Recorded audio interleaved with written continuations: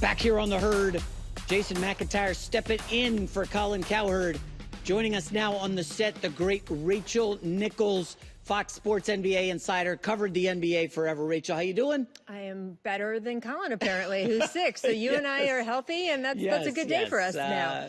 And listen, great time, great day to be on the show talking NBA. I mean, Rachel, you know, you talk to people around the league. Yes. Like, what has been the reaction around the league since, you know, the earth shook Saturday night when the Lakers got Luka? It's really almost impossible to quantify the amount of shock that we have felt from every corner of the NBA.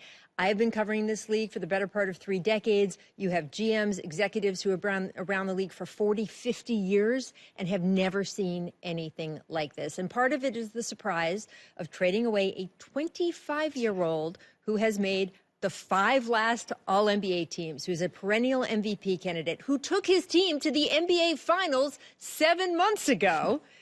But in addition to that, even more so than the fact that they wanted to trade him away, it was how they did it. And I think part of that is the nitty-gritty of NBA front offices. They're always interested in that aspect, maybe more than the fans.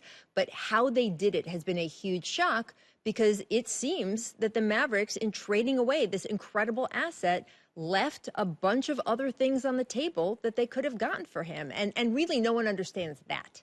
Yeah, it seems like the tipping point may have been, hey, we just got to the finals. Luka comes back kind of out of shape. Then he has the calf injury again. There were reports he was close to 260. That's like Myles Garrett size. I don't know. Do you get a sense that's kind of what precipitated this deal? I mean, I think it's a lot of things over a lot of years. And I will say, we don't know everything. And I have to assume Nico Harrison is a smart guy. Jason Kidd is a smart guy. I know Jason wasn't directly involved in this trade, but in general, this is not a dumb team that has a history of terrible transactions, right? So, you know, they obviously traded away a few guys under the Mark Cuban era you'd like to have back. Yes. But my point is that there must have been something that they knew that we don't know. What we do know is that, yes, there have been conditioning issues with him over the years. If he really is in the 260s, that's nearly 20 pounds overweight. And we know that leads to soft tissue injuries, which Luka has had several of. In fact, he is out with one right now. So the idea that he might be perennially unavailable, whether he was sort of flouting team rules, whether there was a bit of sort of, hey, we've asked you to do this and you've refused time and time and time again, whether it's the arguing with officials that they've asked him to tone down and that has actually cost his team specific losses that you can point to.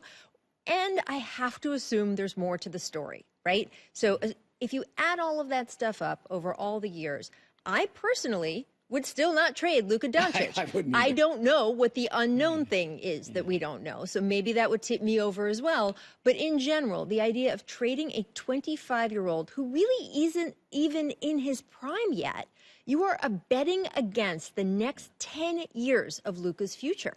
That is a heavy bet to make with a guy who has frankly been a prodigy since he was 11 years old, and who you were incredibly lucky by like 6 strokes of luck to get him in the first place. You'd had other front agents, front offices in front of you, you know, make decisions that they probably shouldn't have made just for you to get him.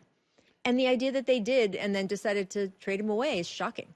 So you've been doing media longer than I have, but there have been people who've doubted us. I'm sure everybody in any job has been doubted.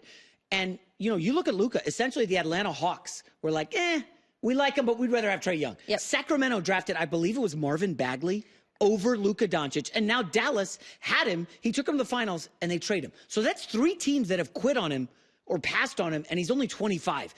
And Dallas cost him over $100 million with the Supermax. Do you think all of this adds up to Luka maybe being more locked in and being like, hey, nobody believes in me. I'm going to get my butt in shape and take over. This could be a springboard to Luka for even more greatness, if that's possible. Look, if he does need a wake-up call, this was it, right? If it really is a matter of, hey, he just needs to change his attitude, change his approach.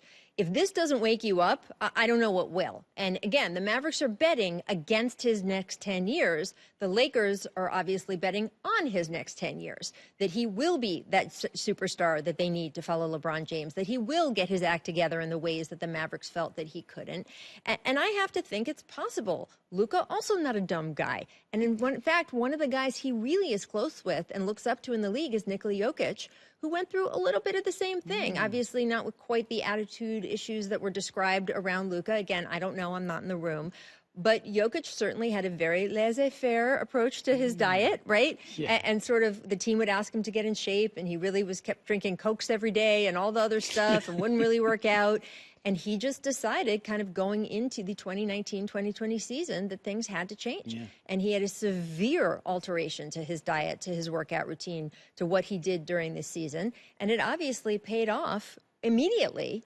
And it led him to multiple MVPs. It led him to become a champion. So if that happens to Luka, if Jokic pulls him aside and said, all right, now this is it. Now it's time. If someone in his family or if Luka himself decides this is it, then we could see a very determined, very different player for the Lakers that the Mavericks and their fans are going to have to watch for the next 10 years. Speaking of Mavs fans, so I'm sure you've seen the memes, kids crying with like 6 Luka jerseys next to them in their bedroom. It's understandable. However, there is a positive here. Anthony Davis is a plug-and-play guy. Now, you've got a lot of depth. He gets to play 4, right? Lively when he comes back, and then Gafford, the bigs. They're kind of built to hang with Denver. I think Max Christie, I know people are, like, forgetting him. He's a good defender. I think the Lakers are 15-8 since he became a starter. Like, there's a world where they can hang with SGA and OKC. SGA, and OKC. Yeah. Do you think that Dallas, there's a world where they maybe get back to the finals this year? I mean, sure. I mean, no one expected them to get to the finals last year, and they did it. Yeah. So yes, of course, that kind of scenario is possible. And I don't think there's any question, or not much of a question, that they are a better team this year, this season, with Anthony Davis in there than with Luka, who's had a ton of injury issues this year. However, that's this season, which lasts, what, 4 more months? I mean, come on. And by the way, they have other injuries on their team that they still have to deal with, Dallas does. But you cannot underplay anything what the next 10 years that you just traded away was. And look, Luka was due for a Supermax contract. He could have signed it as early as this summer. That also precipitated some of this discussion. Nico Harrison said as much during his press conference yesterday that, look, it's clear that they were nervous about signing him for $350 million and then getting into a situation with injuries or other things where they're in the Philadelphia Joel Embiid situation, right? Or, oh gosh, what are the Clippers doing with Kawhi Leonard? Now, he's on a better contract than he was before, but still, like, you're paying for a guy who generally hasn't been there for big stretches of the season. The fear of that was clearly a huge motivator. I would argue you could have still signed him to that Supermax and then traded him a year later. There's a mandatory waiting period, but you could have traded him after that, and you still would have gotten a ton of takers around the league. And by the way, if you had done that, then you really could have opened up the bidding. Yes. Now, the argument is they did a one-team trade with the Lakers because they didn't want to sort of make a mess of the season, stuff you were talking about in the last segment, that, you know, they wanted to not have that discussion of where will he go and therefore being railroaded into only 1 or 2 choices.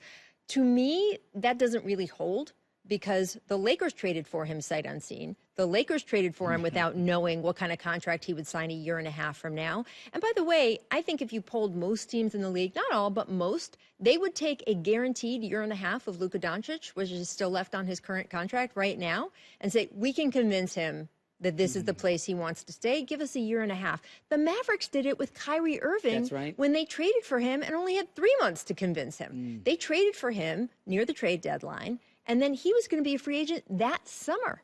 And they gave a bunch of stuff away for him. And their goal was, hey, we think when he's here, he's got a great relationship with Jason Kidd.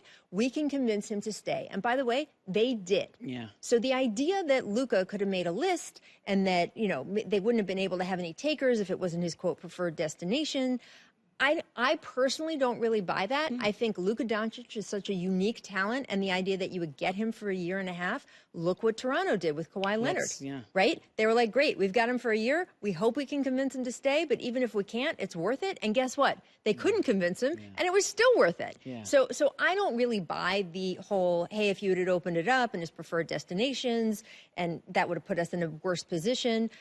I can't imagine it would put you in a worse position than negotiating with only one team and having that team not even give up its full arsenal. And again, this goes back to your first question of, hey, what are people around the league saying? It's the methodology as much as the actual trade itself. The Lakers had 2 first-rounders they could have given up, and they didn't. They only gave up 1.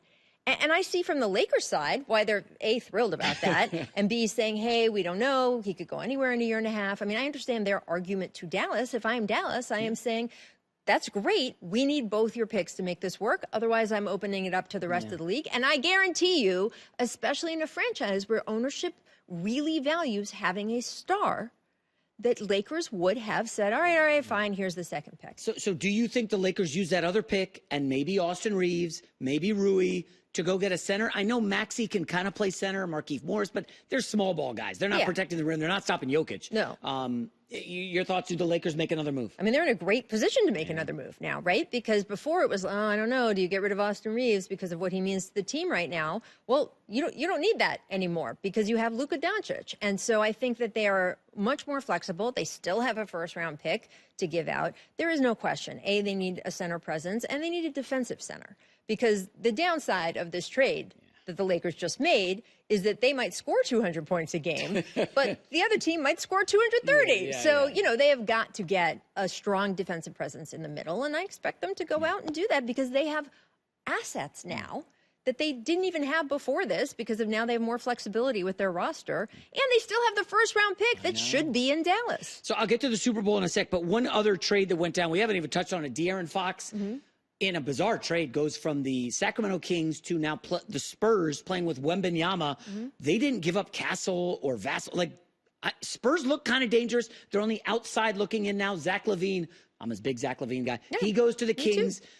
You look at the Spurs, once they make a move, and they will, is this a team that could upset a Houston or a Memphis in the first round? I'm excited for Wembanyama. Yeah, absolutely. Look, I think, and I've been saying since before he was drafted, mark my words, people, Victor Wembanyama will be a top 10 player of all time. All time? Period. Ooh. He could be a top 5 player. Will Luka be a top 10 player all time? I can say that with much less certainty. Ooh. I would put Victor Wembanyama ahead of anyone other young player in the NBA in terms of my prediction of that. In fact, I'd put him ahead of, I don't know, I mean, LeBron James obviously is ahead of that. Yeah. But there's very few guys I would put ahead of him in my all-time prediction because, I mean, look, he could get injured and obviously all bets are off.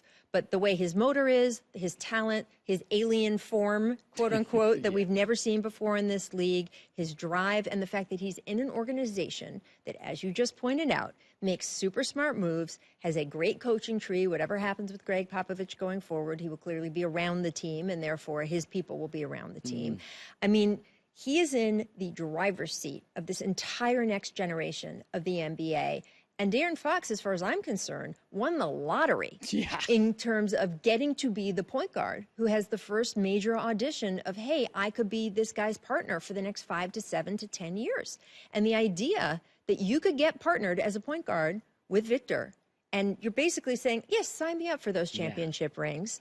It's a great deal for Fox. It's why he targeted the Spurs in this trade, saying that he didn't want to re-sign with Sacramento. And yeah, San Antonio made a great deal, as they do, and as we would have hoped the Mavericks would have done with the asset that they had.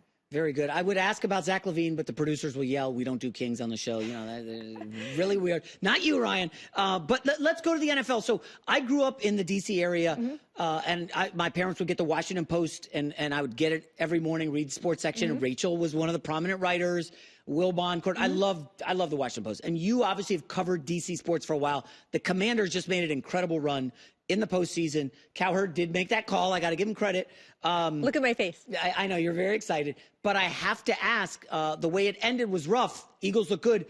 Do the Eagles have a chance to, thwart the three-peat here that the Chiefs are going for? I didn't just work in Washington, D.C. I grew up in that area. So I am really genetically engineered to never say anything nice about the Philadelphia Eagles or anyone else in the NFC East. So as far as I'm concerned, Chiefs. Right. And look, the one thing I didn't like about the way the Chiefs have approached this season is right on the podium after they won number 2 last year, they were already talking about three-peating in number 3. And I always think that's incredibly dangerous. It's not how you should be focusing on, Bill Belichick, one game at a time, one day at a time, that sort of thing is how you stack up multiple championships. That being said, even though they've had a ton of close calls this season, they keep winning. And I am just not betting against Patrick Mahomes. I'm not doing it. And I'm especially not doing it against an NFC East team. Thank you very much. And I wanted to start with Washington because we haven't got to the Myles Garrett stuff. It's such a busy morning. But I made a list before the show of teams that make sense for Myles Garrett who demanded a trade from the Browns. Yes. And at the top of my list is Washington. I mean, you got the quarterback on the rookie deal. Yep. You can spend the defense. What they give up, 55 to the Eagles. Myles Garrett is an exceptional player. I mean, Washington is drafting late first round. I believe it's 29. Yeah. I mean, are you willing to part with the pick and whatever within reason? Yeah. I mean, Myles Garrett would make a ton of sense in DC. I'm always a big believer as a sports analysis, sports analyst, and sort of just as a fan, frankly, too, is that the known quantity is better than the pick. I know a lot of GMs always love the pick. Give me the pick. The pick is full of possibilities. Guess what? You are betting, if you prioritize the pick, that pick is going to be better than Myles. Guess what? I'm not willing to take that chance. No way. I just want Myles. Yeah. Bring him in. Absolutely. And the other team I would have is a team out here that you know well, the Rams, who love to swing for the fences. The GM in the front office, very savvy. Can you see them making a move, one last push? Sounds like Stafford's in based on the late reports last week. Do you think any chance the Rams get involved with a Myles Garrett who, is a transformational defensive player? Yeah, I absolutely do. First of all, they have a very savvy front office. Yeah. And they are more in the win now mode with Stafford than they would be if they had a younger quarterback who is, just starting out. Obviously, Jaden Daniels is a younger quarterback, but that situation's a little bit unique and different. I absolutely think it would be smart for the Rams to get involved. This is a proven guy. Yeah. And again, that is hard to come by in any of these leagues. Yeah, all right, Rachel Nichols. She wore red. Is the red for Washington or Kansas City? I mean, I'll leave that to you to decide. I like it. Hey, thanks for rescuing me here in the final hour, or the first hour. Felt like the final hour. I mean, can I say one more thing about the please. Mavericks and their fans? I think that's the other underrated part of all of this is that you mentioned the Mavs fans and the crying. They actually had a casket out there at the arena yesterday protesting, and there were profanity written on the sidewalk in front of the Dirk statue. These people thought they were getting a Luka statue next to the Dirk statue. There's an expression, as I'm sure you know, Mavs fans for life, MFFL. That's the sign-off. That's the tag that they put at the end of every social media post. This really shook the for life part of a lot of Dallas fans, and I do think that damage with the fans is something the franchise did not anticipate. Yeah.